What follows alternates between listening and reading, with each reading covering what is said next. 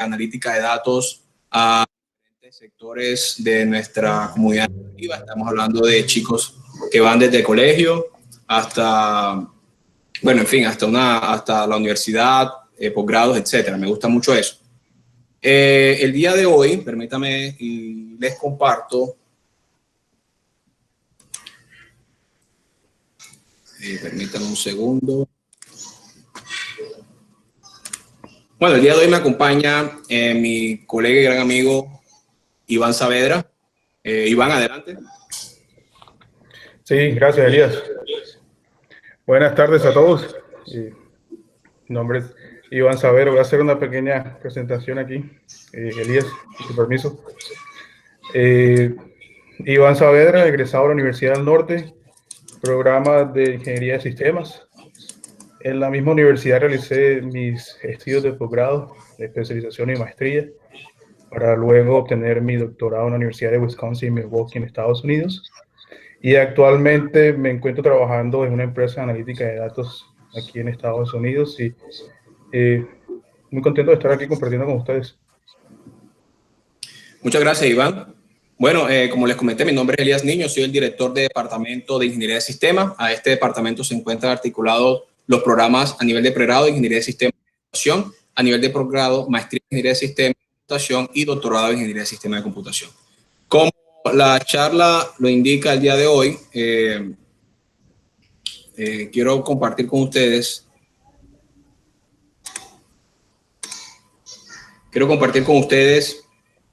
el tema de métodos de Machine Learning e Inteligencia Artificial, oportunidades para estimar el impacto del SARS-CoV-2 en Colombia. Básicamente, lo que quiero compartir con ustedes es una presentación bastante sencilla. La idea es que ustedes se lleven, ¿no? De aquí, del día de hoy, una idea clara de cómo todos estos métodos pueden ser articulados para la problemática en la cual nos encontramos. Iván. Sí, para adicionar a lo que dices, Elías, también lo que queremos como objetivo hoy cumplir es compartir con ustedes diferentes herramientas dentro de Machine Learning o aprendizaje de máquina, herramientas que normalmente usamos en diferentes tipos de problemas, como problemas económicos, tecnológicos o logísticos, pero que en el caso del día de hoy vamos a darle un enfoque al sector salud, específicamente mirando a su aplicación en temas de COVID-19, que desafortunadamente estamos pasando en este momento, pero queremos evaluar diferentes tipos de algoritmos o métodos que están dentro de un subgrupo de Machine Learning llamados de clasificación o de agrupación, en la cual vamos a ver qué significa cada uno de ellos, cómo podemos medir el éxito o el fracaso de cada uno de estos y algunas aplicaciones, como lo dije anteriormente, hacia el sector salud, más específicamente al COVID-19. Muchas gracias, Iván. Bueno, entonces, andemos un poco en esto. Básicamente, supongamos que comenzamos aquí, ¿no? Tengo un conjunto de datos. Cada punto de lo que ustedes identifican en esa pantalla es un paciente. El paciente está, en este ejemplo, caracterizado por la edad y el peso, es decir, cada puntico tiene edad, peso, son dos coordenadas, el eje X para edad, el eje Y para peso. Las personas enfermas se les asigna el color rojo, las personas sanas se les asigna el color azul. ¿Ok? Entonces, básicamente eso es lo que tengo allí. Tenemos un histórico. Básicamente tengo, de alguna forma, caracterizado a cada uno de los individuos como sanos o enfermos con base a la edad y el peso. ¿Ok?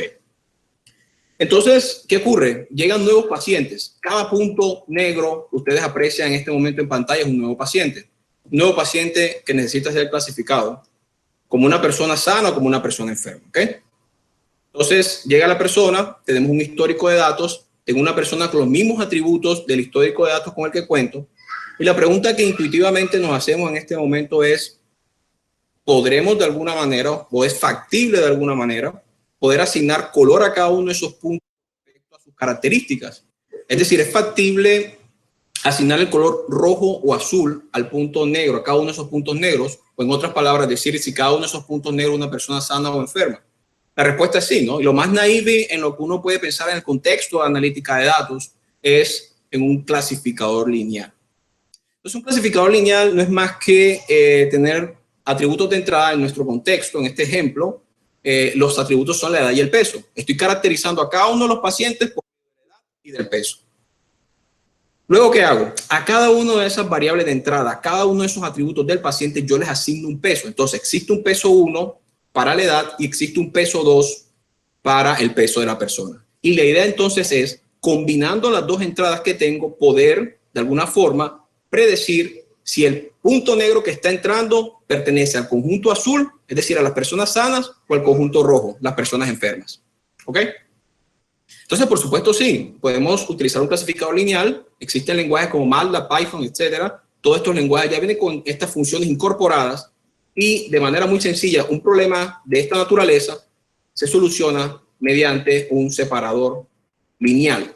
En este caso, lo que quiero que vean es, de manera implícita, nuestro modelo de clasificación tiene una entrada diagonal. Esa entrada diagonal implícita que ustedes están viendo ahí, lo que hace es que separa a las personas enfermas de las personas sanas. Por supuesto, existe algo que es importante resaltar en este momento, y es que hay que quedar en cuenta de que hay puntos rojos en las zonas azules y también hay puntos azules en la zona roja. Supuestamente, nuestro clasificador ya ha hecho el trabajo de separar enfermos de sanos. Eso se conoce con el nombre, pues, de un falso positivo. Básicamente decir que una persona está sana cuando está enferma, o decir que una persona está enferma cuando está sana. ¿Listo? Entonces, ¿qué podemos hacer? Pues básicamente podemos estimar a priori cuál es el error del modelo que nosotros estamos proponiendo. Y para lograr esto, chicos, existe algo que se conoce con el nombre de la validación cruzada. La validación cruzada que tenemos, tenemos un conjunto de datos tal cual como el que tenemos, en donde los puntos rojos y los puntos azules son mis muestras. Son pacientes que ya pasaron por laboratorio y que efectivamente les fueron tomadas muestras de sangre para determinar si estaban enfermos o sanos. Pero yo no quiero ser invasivo con los nuevos pacientes. Lo que yo quiero es que mi modelo me permita a mí pronosticar con cierto margen de incertidumbre si la persona es enferma o sana sin necesidad de pasar por un laboratorio. ¿Ok? Ahora, es cierto, ¿cuál es ese margen de incertidumbre? ¿Qué tan bueno o qué tan malo puede llegar a ser mi modelo? La validación cruzada nos puede ayudar en esto. Pues básicamente, la validación cruzada es una técnica general, se puede aplicar a un sinfín y a múltiples contextos de la ciencia de la computación y de la estadística aplicada. En este caso, por ejemplo, podemos pensar en que yo tengo un grupo de datos, tomo un subgrupo de datos, creo mi modelo lineal y con el grupo de datos que no utilicé para crear mi modelo lineal, yo miro qué tan bueno o qué tan malo es el modelo que estoy proponiendo. Y de esta forma analizo el comportamiento del error. Entonces, tengo un conjunto de datos, divido en dos, con ese subconjunto inicial, creo mi modelo y con el otro subconjunto valido mi modelo. Puedo estimar entonces el comportamiento del error. Por ejemplo, miren, ahora mismo estos son los puntos que les mostré anteriormente, enfermos y sanos, pero en este momento no me interesa la categoría, me interesa que ustedes vean que los puntos que son de color magenta pertenecen al conjunto de entrenamiento, mientras que los puntos de color negro corresponden con el conjunto de validación. Entonces, ¿yo qué hago? En una primera lanzada, selecciono un subconjunto para entrenamiento y otro subconjunto para validación. Esto yo lo hago varias veces, es decir, este, por ejemplo, fue en una iteración.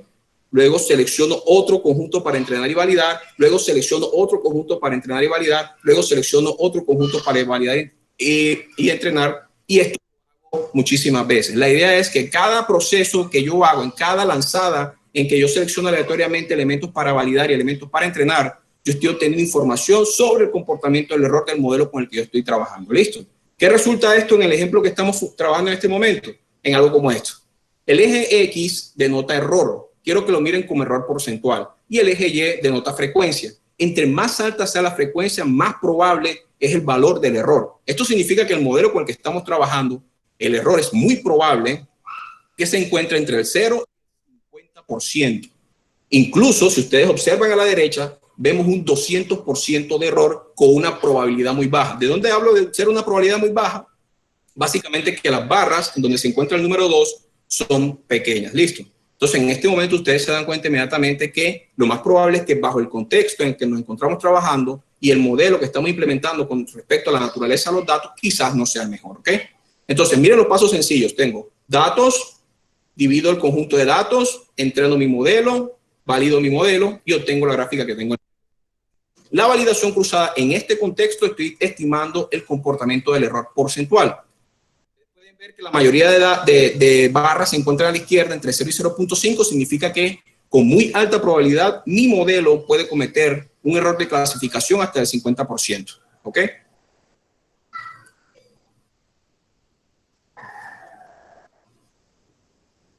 Iván.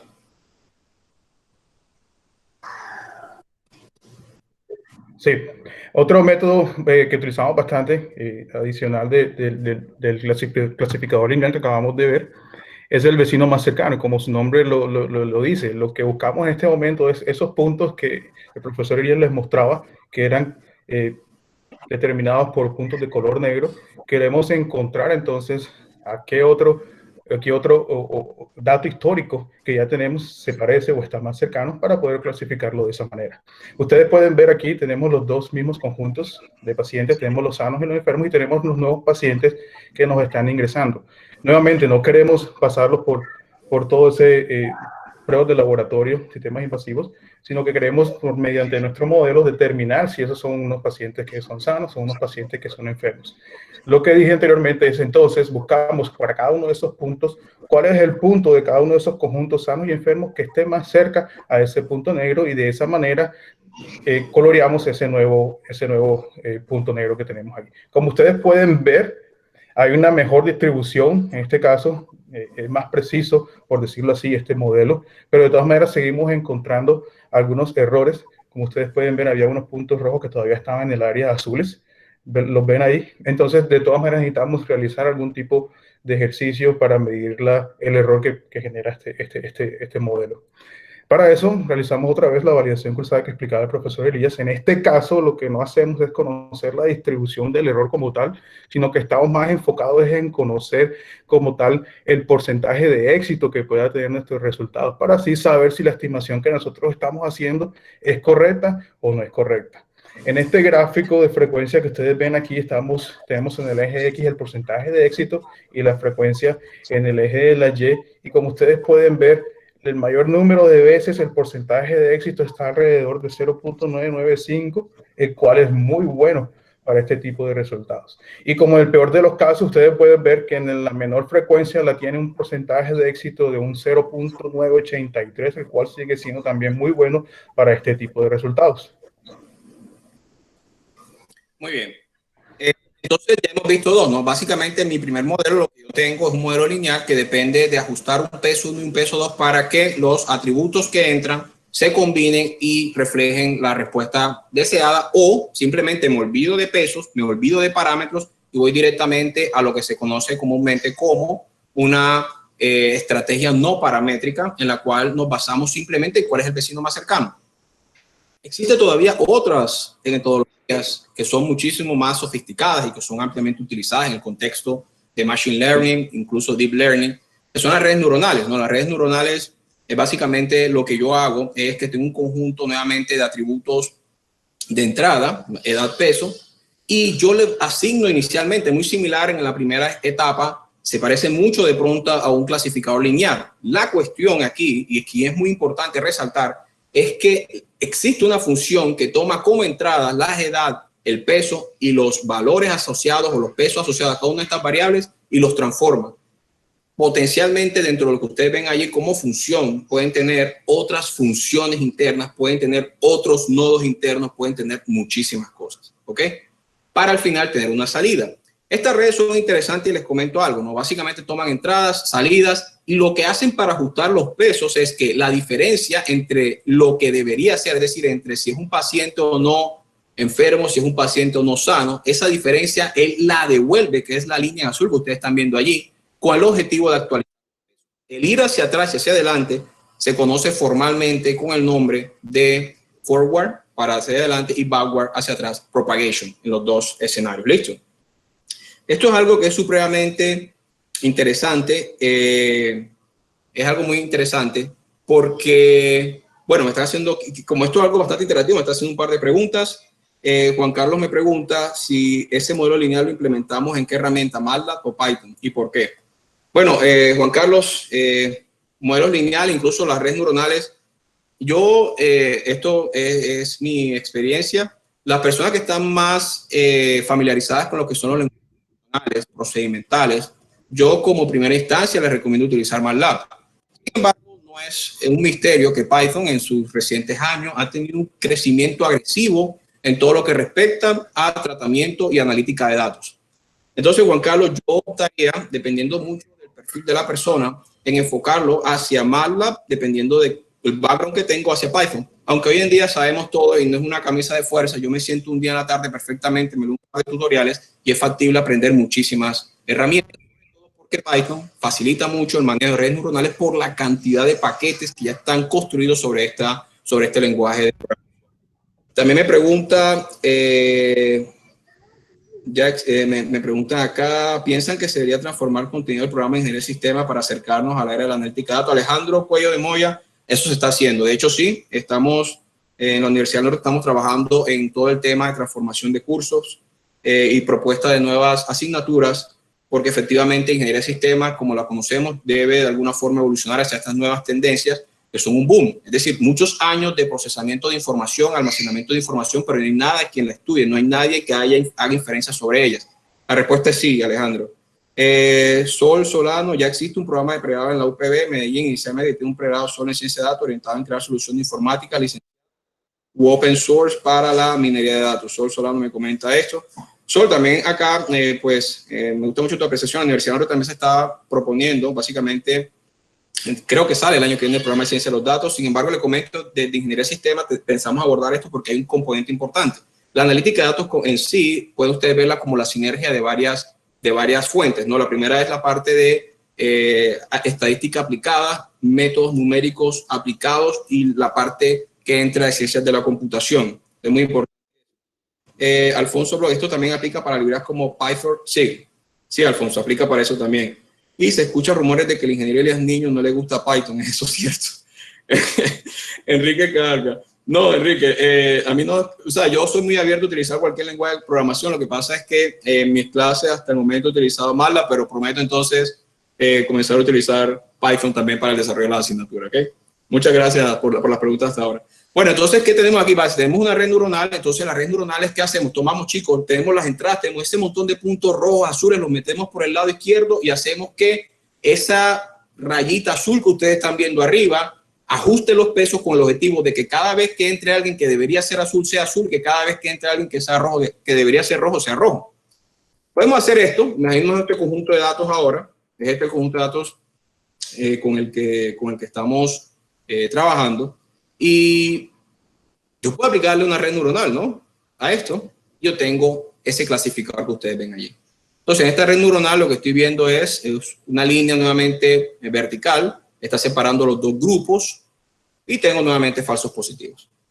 Entonces, hago validación cruzada. En este ejemplo les estoy mostrando el color rojo y azul, pues son las categorías, mientras que el color negro son los elementos que tomo del grupo para hacer la validación cruzada. Ahí no estoy distinguiendo entre conjunto de validación ni estoy distinguiendo entre conjunto de entrenamiento, ¿ok? Entonces, en este caso, la validación cruzada, mi decisión fue medir el porcentaje de aciertos y el porcentaje de fracasos. Como pueden ver, en un modelo como este, si veo una gráfica como esta, estoy hablando casi que del 80% de los, en este caso, de las iteraciones, reflejó lo que tenía que reflejar. Dijo que era azul cuando era azul, dijo que era rojo cuando era rojo. Sin embargo, casi el 20% dijo que, pues básicamente se equivocó el programa, ¿no? Dijo que era azul cuando era rojo o rojo cuando era azul. Esto es muy importante, miren. Aun cuando 80% da la sensación de que es algo muy bueno, debemos tener cuidado cuando trabajamos con sector salud, porque el 20% de desarrollar un falso positivo en este sector puede traer consecuencias muy graves. Pensemos, por ejemplo, personas que estén enfermas de cáncer o incluso con el COVID-19 que sean diagnosticadas de otra forma. Entonces es muy importante, hay que tener mucho cuidado, no tanto cuando la persona es sana y dice que está enferma, aunque también eso podría acarrear consecuencias, pero que la persona esté enferma y digan que está sana podría, creo yo, en lo personal, acarrear muchísimas consecuencias mucho más graves, ¿ok? Entonces, ¿qué oportunidades hay con todo esto que hemos hablado? Hablamos ya de clasificadores lineales, hablamos de clasificación no paramétrica, es decir, el vecino más cercano, el puntico más cercano, y acabamos de hablar de redes neuronales. Entonces, hay algo muy sencillo, y yo quisiera compartirlo con ustedes, y ustedes pueden, pues yo creo que es una línea en la cual uno debería desarrollarse, y es transformación de datos. Miren, yo tengo los datos, por ejemplo, hay muchos datasets, está Kaggle, está UCI Machine Learning, hay muchísima información en internet dispuesta para que ustedes lleven a cabo los análisis que ustedes deseen, ¿ok? Entonces, digamos que información hay. Información hay. Entonces, yo quisiera pronto hablar de transformación de datos en el siguiente sentido. Miren, ustedes tienen a la izquierda una gráfica. Esa gráfica que ustedes están viendo ahí a la izquierda es una gráfica en 3 dimensiones, donde yo tengo un conjunto de puntos en 3 dimensiones. Lo que está a la derecha se conoce con el nombre de proyección. Proyección nosotros la tratamos en cursos como soluciones computacionales, optimización, minería de datos. En esos cursos tratamos todo el tema de proyección. Es como si tú tomaras una lámpara y esa lámpara le pega la nubecita de puntos y lo que tú ves es la sombra. Imagina tu mano. Tienes tu mano, le colocas una lámpara, la lámpara se refleja sobre la pared. Por supuesto, existe un fundamento técnico, pero trato de ser muy breve en esto. Lo importante es que yo vea un reflejo de lo que está pasando, ¿no? Sería como si nosotros fuésemos caricaturas en 2D y si nosotros nos trataran de explicar lo que es una esfera, yo entendería como un círculo o como un disco por la naturaleza. Puedo entonces tener proyecciones de ese conjunto de puntos en 2 dimensiones o puedo tener proyección de ese conjunto de puntos en una dimensión. ¿Por qué es importante esto? Porque eso significa que yo puedo proyectar lo que yo quiera. Ahora imagínense que ese conjunto de puntos son imágenes, por ejemplo, de radiografía de tórax. ¿Ok? Entonces, básicamente lo que tengo son radiografías de tórax, como esta. Y esta radiografía de tórax lo que hace, o lo que puede hacer con ella mediante proyección, es mapearla a una sola dimensión, mapearla a 2 dimensiones, lo que está en azul, o proyectarla en 3 dimensiones, lo que está en rojo. Puedo hacer esto con un conjunto de datos, puedo trabajar sobre esta, también puedo utilizar otra.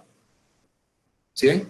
Y básicamente estas radiografías y estas proyecciones que les estoy mostrando, las utilizaría o sería bueno explotarlas en el contexto, por ejemplo, de operadores o de clasificadores lineares, o simplemente trabajar en el contexto de selección no paramétrica. Entonces, básicamente, si yo tengo un conjunto de imágenes y hago una proyección, tengo la siguiente confianza. Primero, lo que proyecto o las direcciones en las cuales proyecto expresan la mayor cantidad de información posible en esa dirección.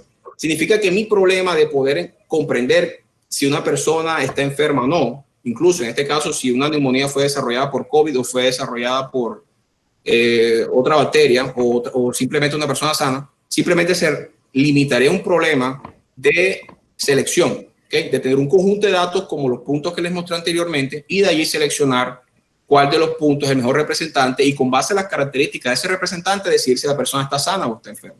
¿Listo?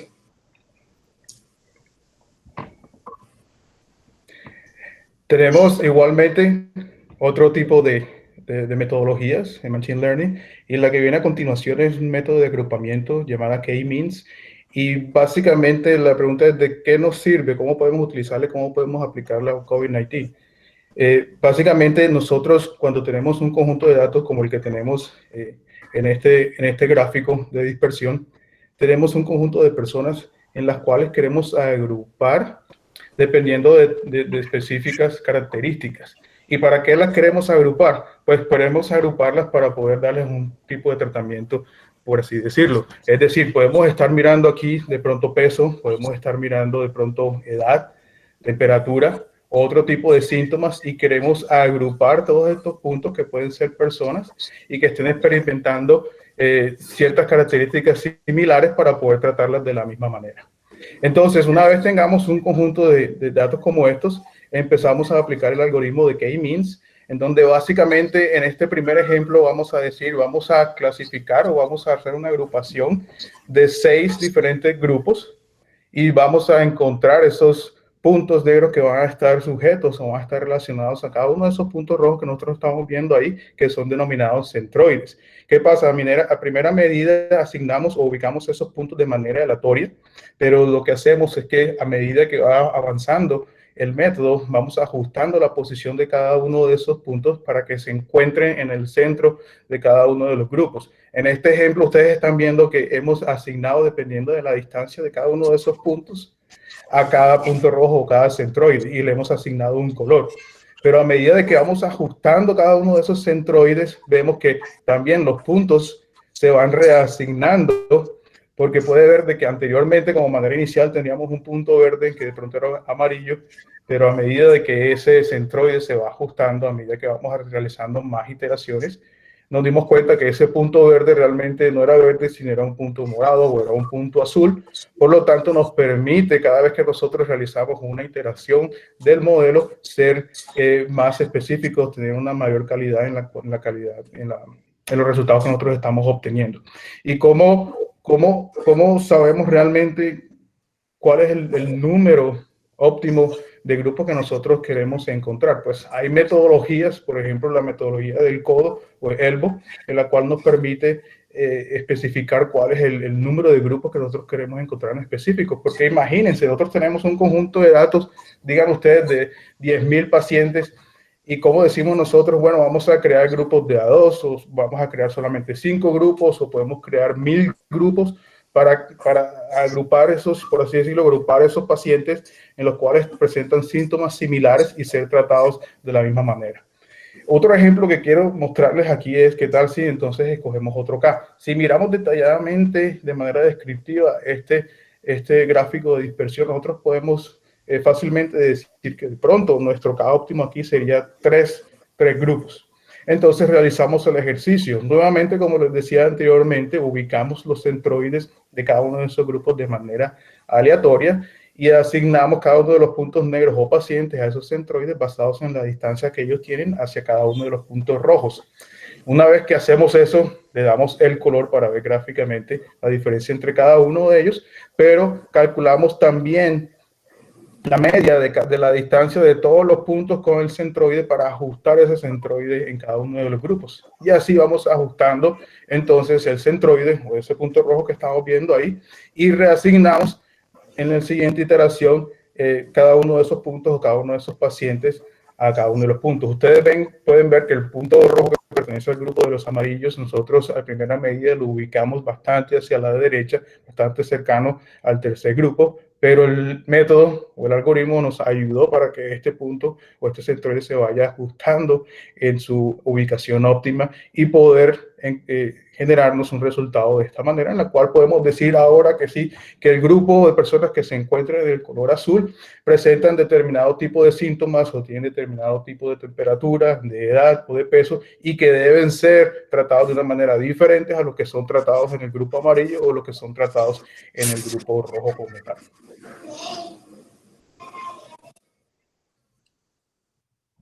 Es correcto. Entonces, Iván, muchas gracias, ¿verdad? Es correcto. Entonces, la pregunta es, ya tenemos identificado K-means, ¿verdad? Algo básico, ustedes pueden ver, es algo sencillo. De hecho, todos estos algoritmos son supremamente sencillos, ¿verdad? La pregunta que nosotros hacemos inmediatamente es, ¿cómo podemos esto, algo tan básico, tan elemental, extrapolarlo a cuestiones más robustas? La respuesta está en combinar, pues, todas las cosas. Dado, miremos lo siguiente. A ver. Esto ustedes lo han visto. Fue un trabajo realizado por uno de mis estudiantes de maestría, Randy Consuero, donde quiera que te encuentres, Randy, en donde básicamente tengo almacenado el número de infectados empezando desde el día 0, esto es el día 60, porque estas curvas tienen otro comportamiento.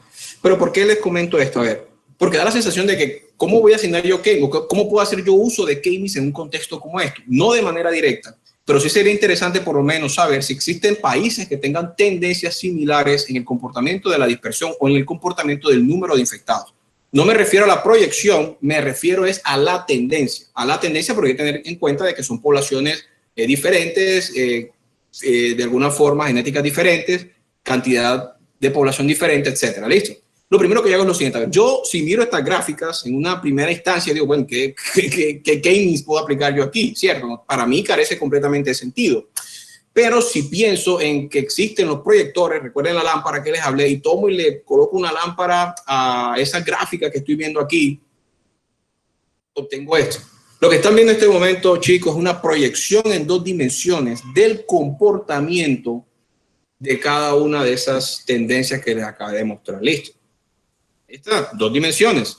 Luego también tengo ¿qué? 3 dimensiones. También es factible en 3 dimensiones proyectar. Sí, básicamente estoy proyectando. Es algo que se encuentra en muchísimas dimensiones y yo veo puntos en 3 dimensiones. Estoy viendo puntos en 3 dimensiones. Estoy viendo, por ejemplo, que en esta parte de aquí se agrupan países. Aquí veo que hay dos países que comparten características similares. Por acá hay un país solito, me imagino, ya saben ustedes cuál es, ¿no? Donde se inició todo. Y esto, ¿de qué manera entonces nos puede servir, chicos? Podemos desembocar en algo como esto. Eso que ustedes tienen en pantalla nace del análisis que acabamos de hacer, que es supremamente sencillo. Todos los países los marcamos con base a las características o a las tendencias que están exhibiendo. Países con las mismas marcas exhiben similares tendencias.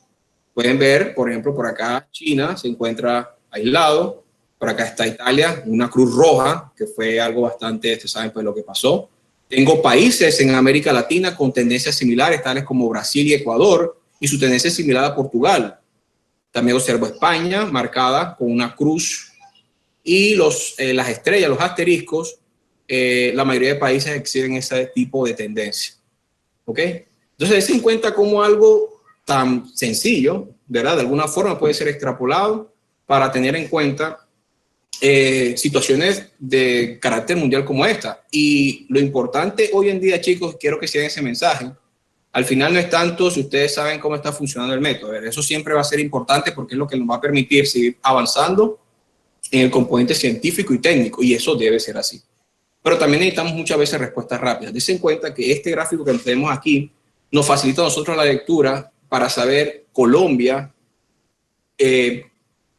su comportamiento en el número de infectados, con qué otros países está relacionado. ¿Qué puedo hacer yo aquí? Puedo hacer lo que yo quiera. Con los datos que tengo puedo seguir analizando otro tipo de tendencias, puedo involucrar otras variables. ¿Qué tal si no solamente involucro el número de infectados, sino que también involucro el número de recuperados y también el número de, pues, en este caso, de personas o decesos, digámoslo así, ¿no?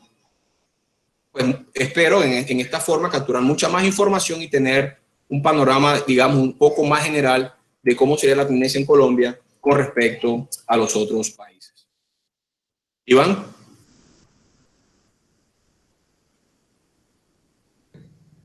Correcto, correcto, Elías. La importancia en este momento es, como decía Elías, es entender la aplicabilidad de cada una de estas metodologías, porque realmente son usadas comúnmente y que solo queda en la mente de cada uno de nosotros cómo aplicarlas a los problemas que nosotros o cada uno de nosotros estamos viviendo en el día a día.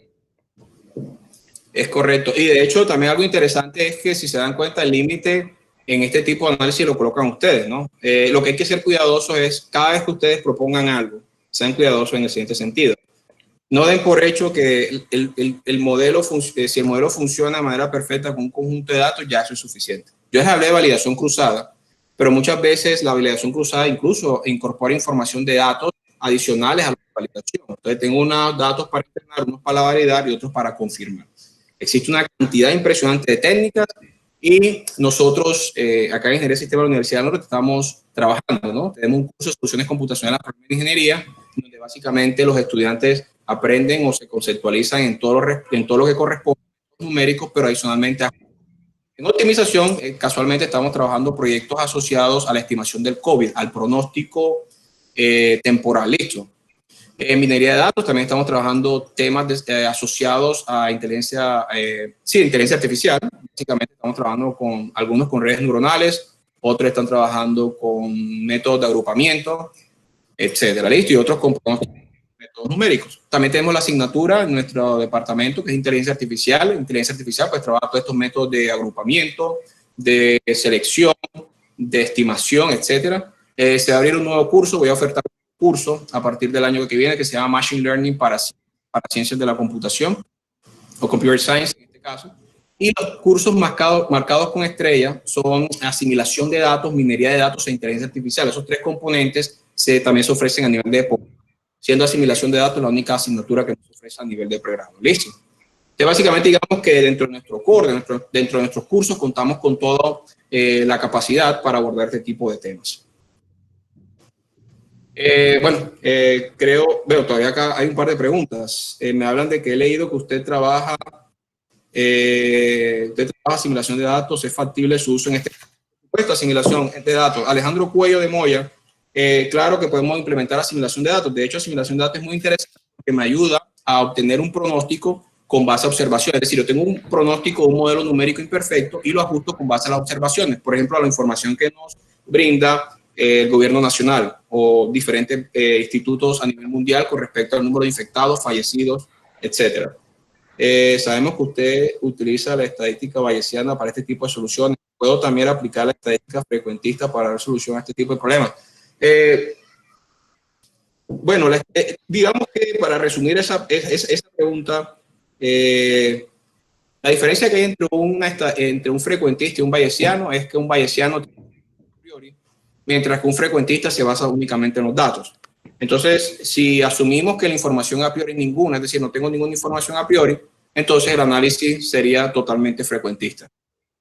¿En qué medida puede afectar la calidad de los datos en la eficacia de los modelos a realizar pruebas con datos reales? Por ejemplo, en el caso del COVID-19, donde no podemos saber con certeza el número real o todo el afectado.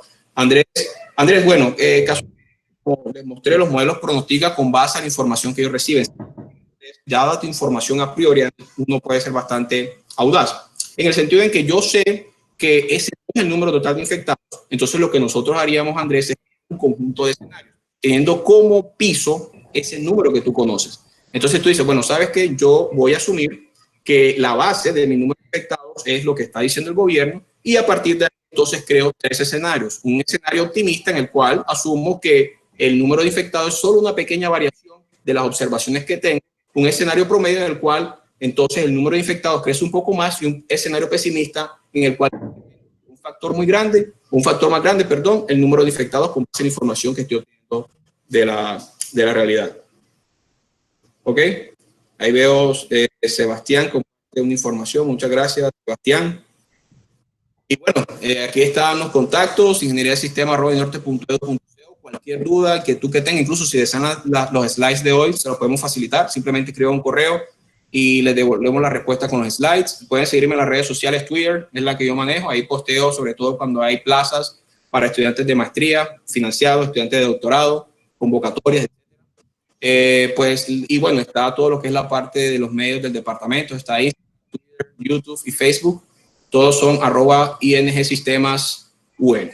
Ok, muchísimas gracias. Entonces, no sé si de pronto hay un par de preguntas adicionales, contamos con, bueno, tiempo exacto, diría yo.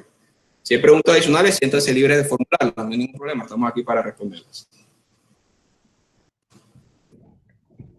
Enrique Cabarcas, ¿qué consejo nos puede brindar para realizar un buen análisis de datos y qué lenguaje de programación se debe utilizar? Enrique Cabarcas, el consejo que tiene Enrique es tener primero una base estadística apropiada, porque no necesariamente únicamente utilizar los paquetes que nos ofrecen las diferentes herramientas garantizan el éxito de tu propuesta. Es importante que nosotros tengamos unos conocimientos básicos, sepamos interpretar datos, sepamos lo que es una hipótesis sobre los datos, sepamos si efectivamente los supuestos se cumplen. Muy importante eso. Miren, chicos, existe algo crítico y es que cuando nosotros trabajamos con datos reales tenemos que hacer supuestos sobre esos datos. Yo veo gente contenta porque el valor R es pequeño, pero no se cumplen los datos. Es decir, si los datos no siguen los supuestos estadísticos que yo formulo, por ejemplo, en que en promedio el número de infectados es 10, pero en realidad el número promedio de infectados es 20, no me sirve de nada los supuestos que hago. Así mi modelo estadístico de una respuesta certera.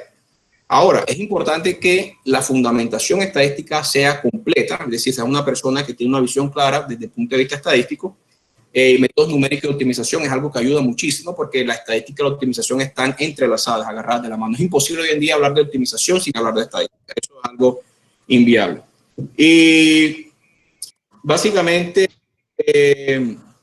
me hablan de programación, se debe utilizar. Lenguaje de programación, Enrique, si estás... en este caso, tienes muchas ganas de aprender un nuevo lenguaje, te recomiendo Python. No hay ningún problema. Y aclaro, me gusta Python y ya he recibido de alguna forma llamadas de 10 de la noche, 11 de la noche, 2 de la mañana, donde me dicen que me cambia a Python. Ya yo creo que eso ya me están cargando. Ya deberían dejar de hacer eso, ¿ok? ¿Qué consejo nos puede brindar para realizar un buen análisis? Bueno, que ese fue muy bien, Enrique. Jorge Infante Avendaño, el uso del modelo CIR no es mucho más eficiente en el caso de analizar el comportamiento de una pandemia. Jorge, algo interesante y es que no existe modelo perfecto. Quiero que ustedes se relajen. El día de hoy no hablé de asimilación de datos, pero la pregunta de Jorge me lleva ya rápidamente. Jorge, siempre los modelos van a tener problemas. Cualquier modelo va a tener error. en realidad y en la práctica, el consejo que le doy a todo el mundo es: no crees un modelo perfecto, jamás vas a lograr conseguir un modelo perfecto. No crees un modelo cuyo margen de error sea pequeño. Eso puede funcionar para un pequeño conjunto de datos, pero cuando lo ves en el tiempo verás que el error se dispara. Lo que realmente es importante, Jorge, es poder caracterizar. Lo que realmente nos interesa a nosotros, independiente del modelo y de la calidad del modelo, es caracterizar el error del modelo. Si ustedes logran caracterizar el error del modelo, como lo hicimos anteriormente con los ejemplos que les mostré, básicamente tú sabes qué esperar y tú sabes entonces, con respecto al error que siguen las observaciones, cómo puedes combinar ambas fuentes para minimizar la incertidumbre. Entonces, Jorge, lo que realmente es importante es la caracterización del error, tanto del modelo como de las observaciones. Al aplicar estos modelos como es altos o bajos. Los modelos SIR hemos visto, no, de hecho los pronósticos, Juan Carlos Calabria, gran amigo Juan Carlos Calabria, al aplicar básicamente el error bajo, pero tiende a tener incertidumbre por la naturaleza exponencial, ¿ok? Y en cortos periodos. Bueno, esa es una pregunta. Por ahí hay otro webinar ahorita a las 4:30 sobre el uso racional de Internet en los tiempos de COVID, pues también están invitados a ese. No sé si de pronto hay alguna otra pregunta.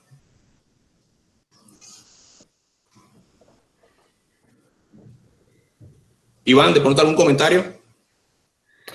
Sí, quería enfocar un poquito en lo que tú estabas diciendo, que lo más importante es tener una metodología bien estructurada, en la cual no es necesariamente es brincar inmediatamente a aplicar la metodología, pero tener una base estadística, como tú lo decías, conocer los datos de manera descriptiva, comprender el problema como tal y tener bien claro cuál es el objetivo que nosotros estamos buscando, y al final también poder validar el modelo. Es bastante importante poder conocer los diferentes tipos de errores que nosotros podemos calcular para cada uno de los modelos, y si tienen la posibilidad de correr diferentes modelos y hacer diferentes comparaciones entre ellos, porque no necesariamente existe un modelo que es el mejor para todos. Para diferentes tipos de aplicaciones podemos aplicar diferentes tipos de modelos y se van a comportar de todas maneras de una manera completamente diferente. Entonces es bastante importante esa parte también. Muchísimas gracias, Iván. Bueno, a todos agradezco mucho su participación. Las preguntas supremamente interesantes. Me gusta mucho ver que existen muchos estudiantes, personas interesadas en el tema de analítica de datos. Creo que es un tema que nos invita a todos, ¿no? A explorar todos esos volúmenes de información que se encuentran disponibles en estos momentos. Si tienen cualquier duda, ya saben, los canales de comunicación que les presenté, siéntanse libre de contactarme. Si tienen alguna idea de pronto de proyectos, si ven factible algo, pues simplemente escriben. Si tienen alguna inquietud con respecto a estudiar en la Universidad del Norte Ingeniería de Sistemas, también pueden escribirme. Ahí también pueden contactarnos por medio de las redes. Síganos en las redes para tener muchísima más información en lo que respecta a este tópico. Entonces me despido. Muchísimas gracias a todos. Deseo que tengan un excelente fin de semana. Iván, muchísimas gracias por tu apoyo el día de hoy. En verdad me sentí muy complacido de contar en este webinar con un profesional de tu nivel. Y bueno, muchísimas gracias también por la manera como desarrollaste los tópicos. Creo que fue muy enriquecedor para todos. Gracias por la invitación y gracias a todos por habernos acompañado, y cuídense. Bueno, muchísimas gracias a todos. Cuídense, que estén muy bien.